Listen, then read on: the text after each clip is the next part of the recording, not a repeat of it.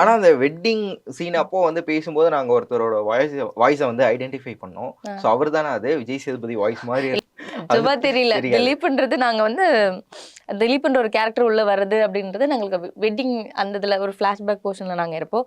So எங்களுக்கு அப்போ தெரிஞ்சது ஓகே திலீப்னு ஒருத்தர் வந்து இருக்காரு. ஸோ அதுக்கு முன்னாடி வரைக்கும் எதனால இவர் வந்து ரிவெஞ்ச் எதனால இப்படி இருக்கிறாரு அப்படின்னு நம்ம யோசிக்கும் போது எங்களுக்கு அது சொல்லலை.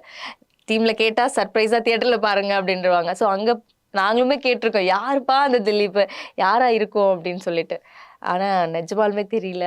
இல்ல நாங்க யோசிச்சேன். நான் ஆப்வியஸா யோசிச்சேன்.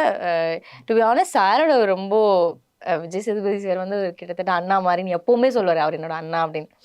ஆப்வியஸா அவங்களுக்குள்ள ஒரு பாண்ட் தெரியும். அண்ட் இந்த கேரக்டருக்கும் ஆப்டா இருப்பார். அவர் இருந்தா ரொம்ப நல்லா இருக்கும். நீங்க யோசிச்சு பாருங்க Vijay Sethupathi Vikram sir face off எப்படி இருக்கும்னு அதை நினைக்கும் போதே சூப்பர்பா இருக்கு. ஸோ அது இருந்தா சந்தோஷம்.